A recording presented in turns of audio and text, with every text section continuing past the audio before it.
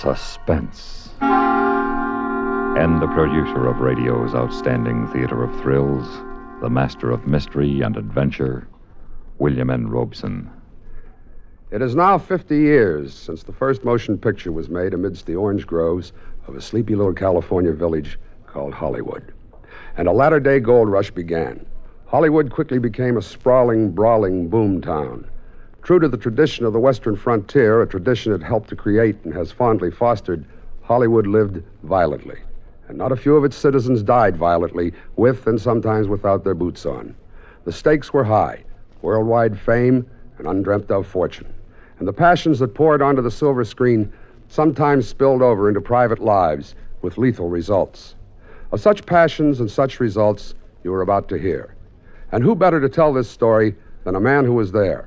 A man who has starred in more motion pictures than any other actor, living or dead, Francis X. Bushman. Listen then, as Mr. Bushman tells about the city that was, in exactly 1 minute. Memo on medals. Interesting information about our military awards and decorations. Campaign medals were authorized by Congress in 1905 for all officers and men engaged in specified wars and military action, including such widely divergent battles as the Civil War in the United States and the Boxer Rebellion in China.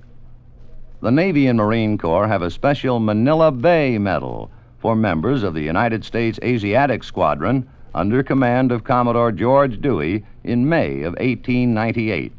The Haitian Campaign of 1915 is commemorated with a medal, as is the Santo Domingo Expedition, which suppressed a revolt in that country and preserved order during elections in 1916. The Army has its Mexican Service Medal for those involved in any of several expeditions or engagements from April 12, 1911 through June 16, 1919. There is also the Army of Cuban Pacification Medal for United States troops who, from October of 1906 to April of 1909, helped establish a stable government in that island nation. The Victory Medal was initially awarded to all United States service personnel in World War I expeditionary forces, including, for the first time, women serving in the military units.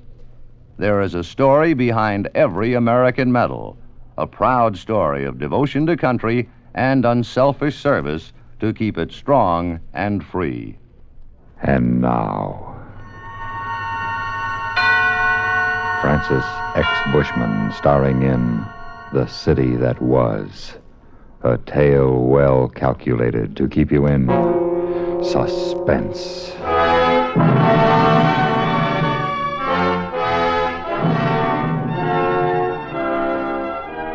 Remember? Yes, I remember the Hollywood of 35 years ago. There was the town for you. It flamed with color, it bubbled with intrigue, and it frequently simmered with sin. Gods and goddesses strolled the boulevard in those days and rode to the studio their $20,000 custom-built Rolls Royces. It was the era of Valentino and Mabel Normand and Wallace Reed, of Barbara Lamar and William Desmond Taylor and William S. Hart, and the great vamps, Nita Naldi, Pola Negri, and Theda Bara. It was the era, too, of Anthony Kendall, matinee idol, turned movie king, and his leading lady, Rena Chalfant, who used to be called the golden flame of the silver screen. You must remember them, and how they were tied up with that Korsakoff killing. Well, all the facts of that cause célèbre were not told at the time, but they can be told now. And this is what really happened that rainy night in November 35 years ago. Tony and Rena had finished a long day's shooting.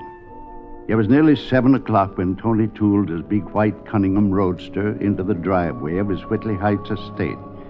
He stopped the car under the arch of the entrance gate and was reaching for the electric control button when a masked figure with a gun stepped out from the darkness. All right, hold it right there. What is this? It's the end of the line for you, big shot. Oh, no. Oh, yes. Here's where your boyfriend gets what's coming to him. Tony, it's Bart Malloy. Oh, it wasn't very smart to recognize me, Rena. Now you go with them. All right, Bart. Cut the melodrama. You're drunk. Go on home and sleep it off. I'll see you at the studio tomorrow. There isn't going to be any tomorrow for you two. I'm going to blast you. Look out, Bart, behind you. Oh, Tony, be careful! Let go of that gun, Bart. Let go or I'll... Let go, I say. There. That's better. Now, I'll just unload it so that nobody can get hurt. Here. You can have it back now. Now go home and get some shut-eye. I'll see you in the morning. So you can fire me in front of the whole crew, huh? How did you know that we... Oh, not we. You. I heard all about it an hour ago. Alec Benson didn't want to let me out. You're the one who cut my throat. Oh, why don't you call the cops and do a complete job on me? I have no intention of calling the cops. Why not? That'll make your day perfect. Bart, look, now suppose we forget all about this, all three of us. Right, Rena? Of course. That's big of you. Both of you. Maybe someday I can pay you back. Now go on home, Bart. You need sleep. Sure. That's all I need. Just a little sleep. Thanks, Tony. Thanks for everything. Tony, Yes, darling? would you mind driving me straight on home? Well, what about dinner? I don't feel much like eating now. I just want to go home. All right, honey. Tony, why did you ever put Bart on the picture in the first place? Well, he was on the skids. There wasn't a casting director in town that would hire him. Oh, you and your big heart. Don't you know the surest way to make a man hate you is to do him a kindness? Perhaps, but he promised me he'd go on the wagon. So the first day he showed up pink-eyed as a rabbit and chewing cloves to camouflage the smell of whiskey. He's always chewed cloves as long as I've known him. Well, sure he has. It's the trademark of an alcoholic. Tony, he scares me. Oh, now, don't be silly, honey. Bart may be a lush, but he's not a murderer.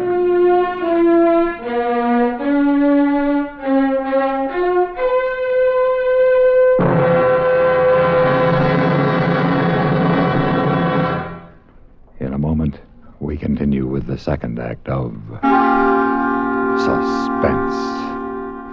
Another visit with Joe and Daphne Forsythe. Ooh, ow, ouch, ooh. What's wrong, Joe? Daphne, have you been using my razor again? Just a little. I was peeling peaches. Oh, fine. Why didn't you change the blade? It feels like you've been sharpening pencils with this thing. Now, just a minute, buddy. It was you who said we could use more economy around here.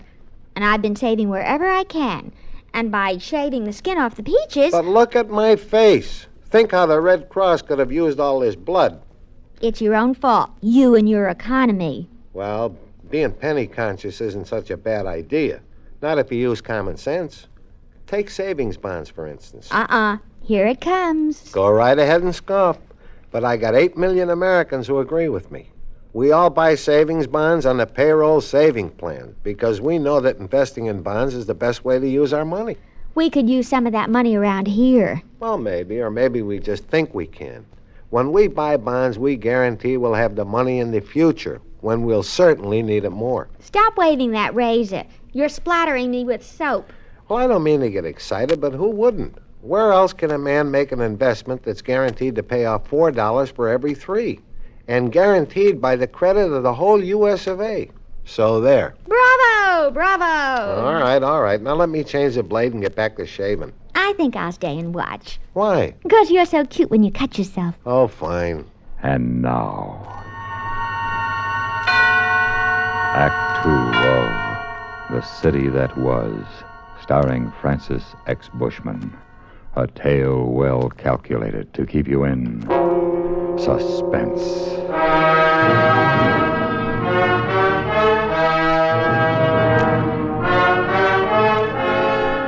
Of course, Bart Malloy didn't take Tony's advice and go home.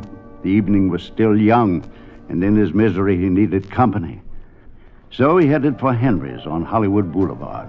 Everybody went to Henry's in those days. It was packed every night with actors, directors, writers, producers, come to see and be seen, and to partake of Henry's wonderful Turkish sandwiches, his fabulous German pancakes, and his fragrant coffee. Malloy is downing cup after cup of it now, each one generously laced with whiskey from his hip flask. Also, he's airing his grievances to Fritz, the friendly waiter, who knows him well. So I take a drink. One measly drink and he tosses me off a picture. He's a louse. That's what he is. He's a star-spangled louse. Nein, Mr. Malloy dacht nicht so. Mr. Kendall is a fine gentleman, a real fine gentleman. Yeah, well, I'll tell you something, Fritz. I'm going to fix your fine gentleman's wagon for him if it's the last thing I ever do. Oh, you shouldn't say such things, Mr. Malloy, especially at such a time as this. Now, just as soon as he's finished his picture, he and Miss Chalfont will be married. Yeah, I know. Say... Maybe I ought to figure out a nice present for him, huh? Oh, that sounds better, Mr. Malloy. You know something? Always, I think that Miss Chalfont would marry that Russian director. What was his name? Korsakov. Yeah. Sergei Korsakov. Yeah. They sure were crazy about each other until Tony come along. Fritz. You may not know it, but you have just given me a terrific idea. Bart Malloy lost no time in putting his terrific idea into action. First, he telephoned the director, Sergei Korsakov, made a date to drop by his apartment later that evening. Then he called Rena Chalfont and employed his not inconsiderable talent as a mimic. Hello? This is Hollywood 2749. Yes, it is. May I speak, please, with Miss Chalfont? I am Dr. von Kesselring. Dr. Friedrich von Kesselring. This is Miss Chalfont, Doctor. Oh, I am Mr. Korsakov's physician, Miss Chalfont. I regret to say some unhappy news for you. Is something the matter with Sergei? He has suffered a coronary occlusion. Oh, no. Is there anything I can do, Doctor? Anything at all? Yes, Miss Chalfont, there is. Mr. Korsakov wished to see you before he goes to the hospital. I think it would make him very happy. Of course. I'll come right over. Malloy counted on the rainy streets and the fact that Rena had to come all the way in from Beverly Hills to give him the time he needed with Korsakov. 5 minutes later, he pulled up in front of the Russian director's house high in the Hollywood Hills. Well, not exactly in front of the house, for it perched 60 feet above the street and was reached by a private elevator which opened on the sidewalk. Very futuristic, a Hollywood showplace of the time, this hideaway of the mad Russian. Malloy pushed the bell, the elevator door clicked open, and a moment later, he stepped out of the cage into Sergei Korsakov's living room. Hello, Sergei. How are you, my friend? It's good to see you. Good to see you. Why is this a lousy night? For me, it's perfect. I sit before fire and try to solve chess problems. You will have tea? Over there, samovar. Tea? Also brandy, whiskey, vodka. Choose for yourself. Well, maybe just a little one, just cut the fog. Good. Now, sit down and tell me why you called me. Well, I need some advice. I'll be glad to give you any kind of advice that you would It's like this, see. I'm going to come out of this picture with a great deal of dough. And you told me you've been buying real estate, remember? Da, I have bought quite a bit of property in Santa Monica. Santa Monica? Oh, that's too far out. Like the San Fernando Valley. Now, you can't tell me people are ever going all the way out there. Hey, I thought you said you were going to be alone tonight. I expect no one. Maybe your luck's changing, huh, boy? Don't get up. I'll send the elevator back down, and then I'll slip out the servant's entrance. But I assure you... Yes, I know. It's probably a maiden aunt just in from Vladivostok. Just the same, I'll go out the back way so as not to embarrass a lady. You have dirty mind, my friend. I would suggest that you... Bart, what does it mean? The gun. I guess you might say it means goodbye, Sergei.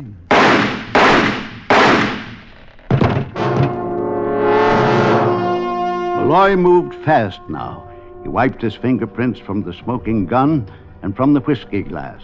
Then he dropped the gun to the floor and headed for the service entrance. He was gone when the elevator stopped, and Rena walked into the living room to discover Sergei's bullet-riddled body sprawled on the floor. When the police arrived, summoned by a neighbor who heard the shooting, they found her there, gun in hand, kneeling over the body, sobbing over and over, Who did it, Sergei? Who did it? Who did it?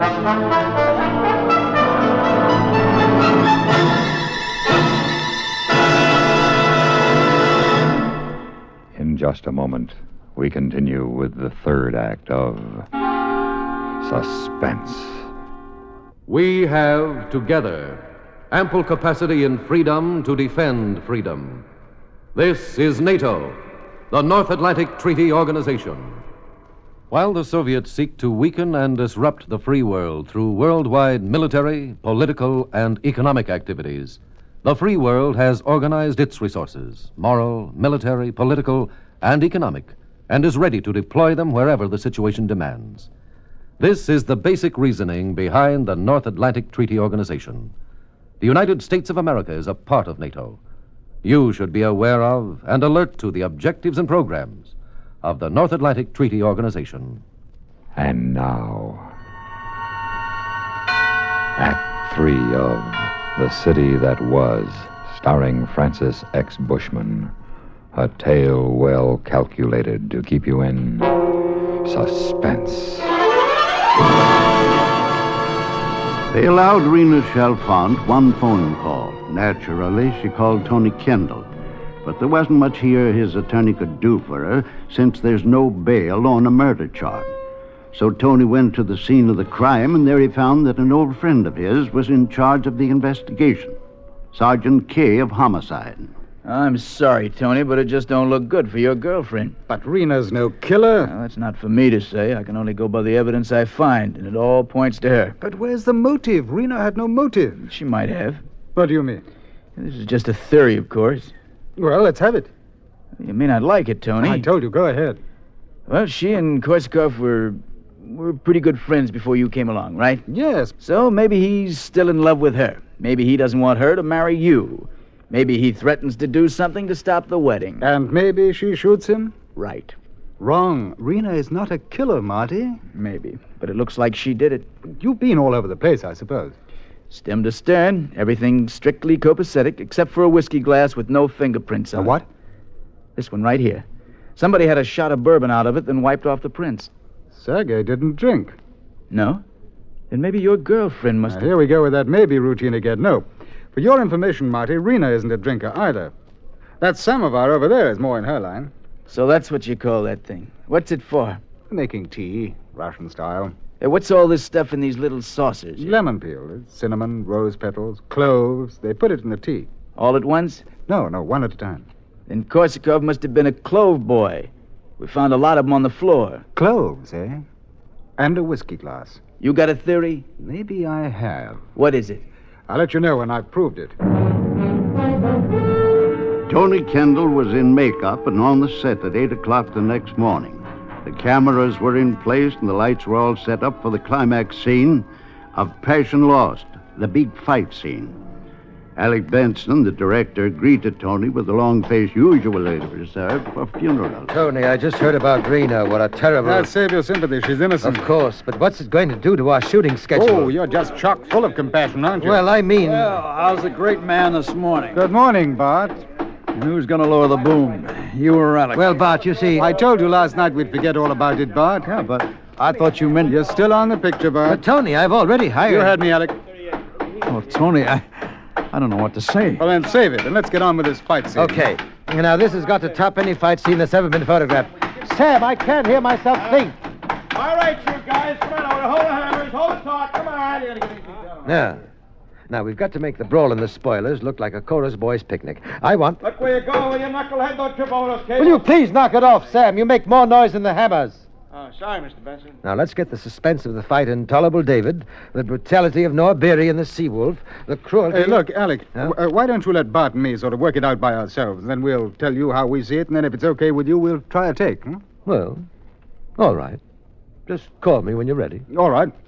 Come on, Bart, let's block out the action. Let's see, we begin here on the balcony when I find you coming out of Helena's room. You go for your gun, but before you can get it from... Tony, I want to thank you for keeping me on the picture. Well, that's all right, Bart. Now, as I was saying, when you... And I want you to know how sorry I am about Rena. Are you really? Are you really sorry? Oh, I sure am. Rena's one of the... Well, then you'll be nice... happy to know that you didn't kill Korsakov. No? Well, then, who did? You, Malloy. What? You killed him. Oh, you must be out of your mind.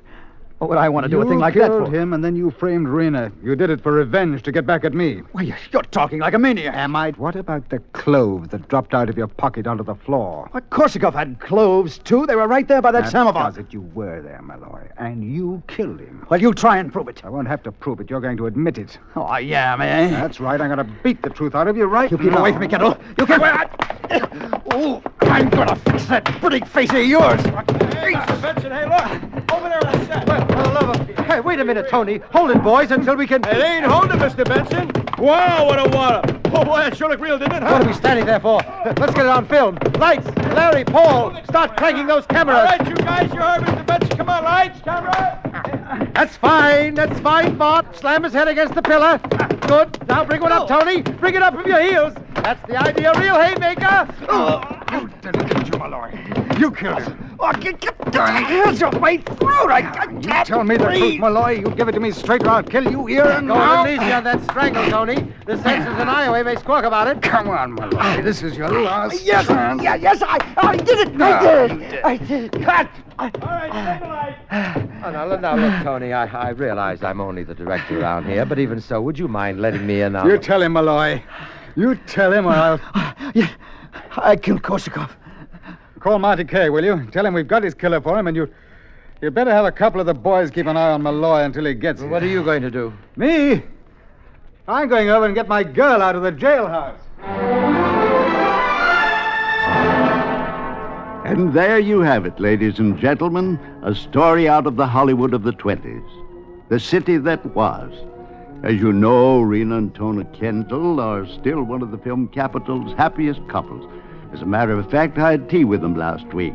Rena served from a great brass samovar. I had my choice of sugar and cream and rum, of course, and then there were small china bowls filled with slivers of lemon peel and dried rose petals and sticks of cinnamon, but do you know something strange? There weren't any cloves.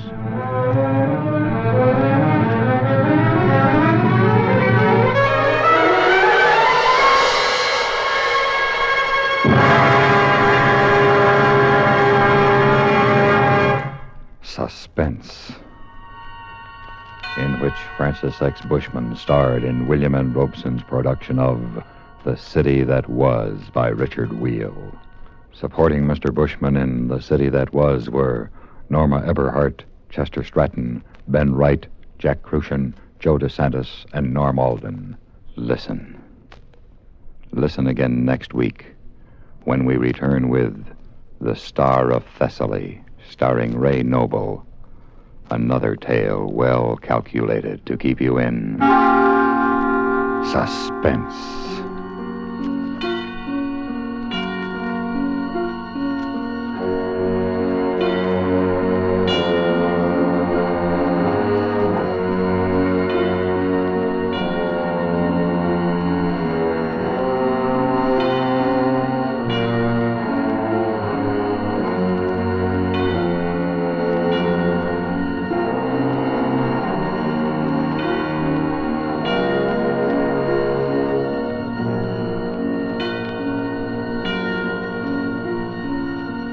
Suspense has been brought to you through the worldwide facilities of the United States Armed Forces Radio and Television Service.